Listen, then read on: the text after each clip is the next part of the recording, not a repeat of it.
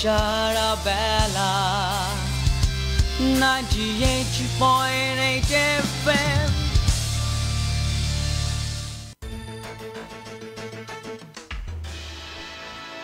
আজ বুধবার 24 অগ্রহায়ণ 1427 বঙ্গাব্দ 9 ডিসেম্বর 2020 খ্রিস্টাব্দ এবং 23 রবিউল সানি 1442 হিজরি। সারা বেলার সন্ধ্যার সংবাদে সকলকে স্বাগত জানাচ্ছি আমি মাহফুজ ফারুক। শুরুতে জানিয়ে দিচ্ছি এসকেএস হাসপাতাল প্রধান শিরোনাম।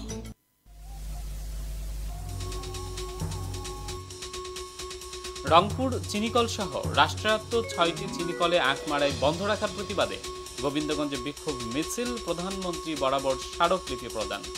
সমাজের উন্নয়নে নারীদের অংশগ্রহণ নিশ্চিত করতে হবে বলে জানিয়েছেন প্রধানমন্ত্রী শেখ হাসিনা। দেশের 5 বিশিষ্ট নারীকে বেগম রোকেয়া পদক প্রদান। সারা দেশে করোনায় একদিনের ব্যবধানে 24 জনের মৃত্যু, নতুন শনাক্ত 2159 জন। গাইবান্ধায় নতুন শনাক্ত 9 জন।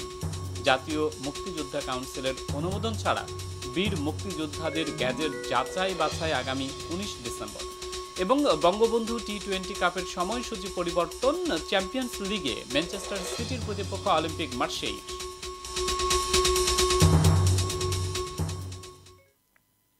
শুনছিলেন শিরোনাম। এই সংবাদটি 98.8 FM সম্প্রচারের পাশাপাশি সরাসরি প্রচারিত হচ্ছে www.radiosharabela.fm এবং রেডিও সারাবেলা অ্যাপ থেকে। এছাড়া দেখতে পাচ্ছেন আমাদের একমাত্র অফিসিয়াল ফেসবুক পেজ ও ইউটিউব চ্যানেল রেডিও সারাবেলা 98.8 FM এ। রংপুর চিনিকল সহ রাষ্ট্রায়ত্ত 6টি চিনিকলে আখ মারাই বন্ধ রাখার প্রতিবাদে গোবিন্দগঞ্জে বিক্ষোভ মিছিল করা হয়েছে। আজ দুপুর 12টায় রংপুর চিনিকল আখ চাষী কল্যাণ গ্রুপ আয়োজিত বিক্ষোভ মিছিলটি উপজেলা শহর প্রদক্ষিণ করে। এতে ঢাকা রংপুর মহাসড়ক আধা ঘন্টার জন্য অবরুদ্ধ হয়ে পড়ে। এরপর উপজেলা পরিষদ চত্বরে বিক্ষোভ সমাবেশ অনুষ্ঠিত হয়। বিক্ষোভ চলাকালে বক্তব্য রাখেন আখ চাষী কল্যাণ গ্রুপের সভাপতি জিন্নাত আলী প্রধান, রংপুর চিনিকল শ্রমিক কর্মচারী ইউনিয়নের সভাপতি আবু সুফিয়ান সুজা সহ আরো অনেকে।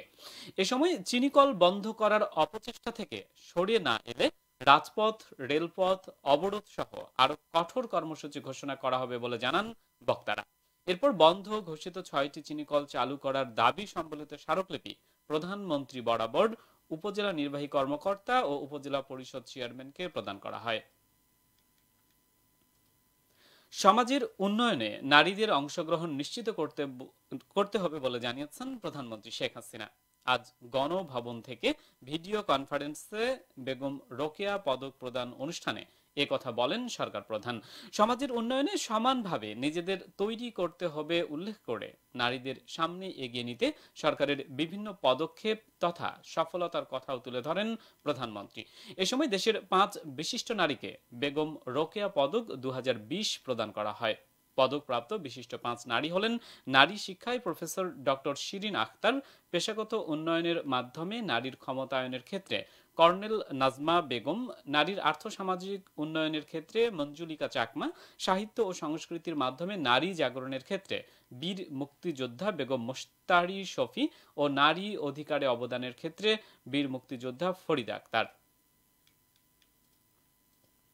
দেশে করোনায় একদিনের ব্যবধানে নতুন করে 24 জনের মৃত্যু হয়েছে। এ নিয়ে দেশে মোট মৃতের সংখ্যা বেড়ে দাঁড়ালো 6,930-এ।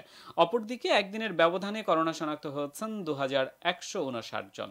এ নিয়ে দেশে মোট শনাক্ত হলো 4,84,104 জন। এ সময়ের মধ্যে সুস্থ হয়েছেন আরো 4,772 জন।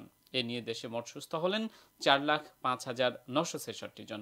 আজ বিকেলে করোনা বিষয়ক স্বাস্থ্য অধিদপ্তরের সংবাদ বিজ্ঞপ্তিতে এ তথ্য নিশ্চিত করা হয়েছে।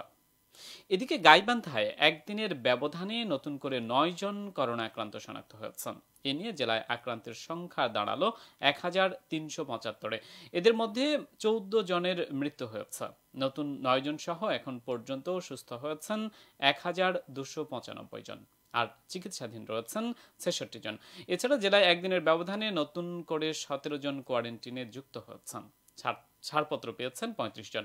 বর্তমানে মোট কোয়ারেন্টিনরত রয়েছেন 80 জন।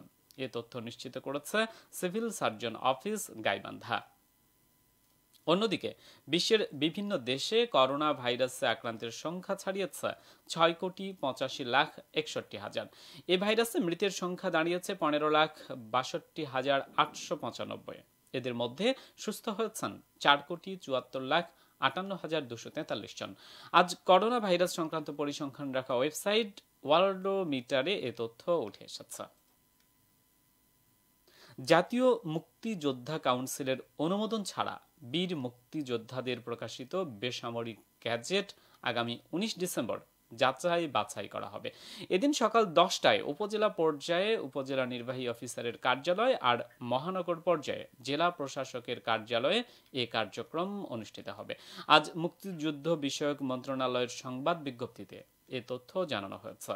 প্রকৃত বীর মুক্তিযোদ্ধাদের তালিকা প্রকাশের অংশ হিসেবে এ যাচাই বাছাই করা হচ্ছে। জাতীয় মুক্তিযোদ্ধা কাউন্সিলের ৭১তম সভায় এ সিদ্ধান্ত নেওয়া হয়। বহুল আকাঙ্ক্ষিত এক যাত্রার অবসান হতে যাচ্ছে আগামীকাল। সবকিছু ঠিক থাকলে পদ্মা সেতুতে বসবে ৪১তম স্প্যান। এতে দৃশ্যমান হবে পুরো ৬.১৫ কিলোমিটার সেতু। মূল সেতু নির্মাণের কাজ করছে চীনের ঠিকাদারি প্রতিষ্ঠান এমবিএসসি, আর নদী শাসনের কাজ করছে চীনের আরেকটি প্রতিষ্ঠান সিনো হাইড্রো কর্পোরেশন। ফুলছড়িতে বিপদাপন্ন জনগোষ্ঠীর মাঝে বন্যা বিমার ক্ষতিপূরণের অর্থ বিতরণ করা হয়েছে। অক্সফামের সহায়তায় আজ সাবেক উপজেলা পরিষদ চত্বরে অর্থ বিতরণ কার্যক্রমের আয়োজন করে এসকেএস ফাউন্ডেশনের রিকল প্রকল্প। বন্যা বিমার আওতায় ৫০০ ক্ষতিগ্রস্ত পরিবারের মাঝে ৪,২১২ টাকা করে ক্ষতিপূরণের অর্থ বিতরণ করা হয়। এসকেএস ফাউন্ডেশনের সহকারী পরিচালক খন্দকার জাহিদ সরওয়ার সোহেলের সভাপতিত্বে এতে প্রধান অতিথি ছিলেন ফুলছড়ি উপজেলা নির্বাহী অফিসার মোহাম্মদ আবু রায়হান দোলন। এবারে খেলার প্রসঙ্গ।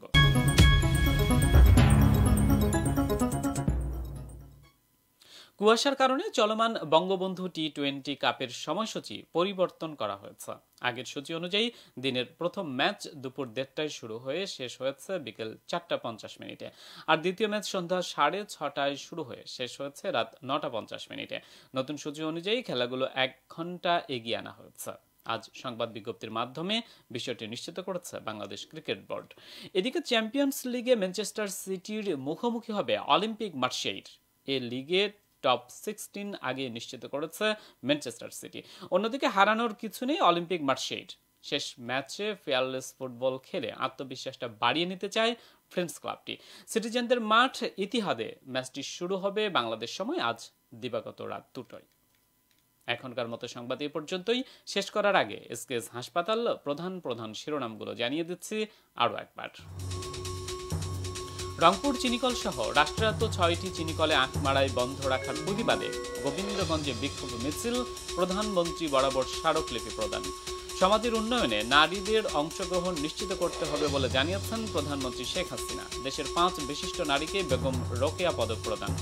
সারা দেশে করোনায় একদিনের ব্যবধানে ২৪ জনের মৃত্যু, নতুন শনাক্ত ২,১৫৯ জন, গাইবান্ধায় শনাক্ত ৯ জন। জাতীয় মুক্তিযোদ্ধা কাউন্সিলের অনুমোদন ছাড়া বীর মুক্তিযোদ্ধাদের গেজেট যাচাই বাছাই আগামী ১৯ ডিসেম্বর। এবং বঙ্গবন্ধু টি-20 কাপের সময়সূচি পরিবর্তন, চ্যাম্পিয়ন্স লিগে ম্যানচেস্টার সিটির প্রতিপক্ষ অলিম্পিক মার্সেই। এতক্ষণ সাথে থাকার জন্য সকলকে ধন্যবাদ। রেডিও সারাবেলায় সম্প্রচারের জন্য আপনার এলাকার যে কোনো সংবাদযোগ্য তথ্য জানান আমাদের এই ইমেইলে newssarabela@gmail.com। বিশ্বের যে কোনো প্রান্ত থেকে রেডিও সারাবেলা শুনতে ভিজিট করুন www.radiosarabela.fm। স্মার্টফোনে আরও সহজে রেডিও সারাবেলা শুনতে গুগল প্লে স্টোর থেকে ডাউনলোড করুন রেডিও সারাবেলা অ্যাপ। এছাড়া সন্ধ্যার সংবাদটি দেখতে পাচ্ছেন আমাদের একমাত্র অফিসিয়াল ফেসবুক পেজ ও ইউটিউব চ্যানেল রেডিও সারাবেলা 98.8 FM-এ। আমাদের পরবর্তী সংবাদ প্রচারিত হবে রাত ৯:৪৫। সকলকে শোনার আমন্ত্রণ জানিয়ে এখনকার মতো বিদায় নিচ্ছি আমি মাহফুজ ফারুক। আল্লাহ হাফিজ।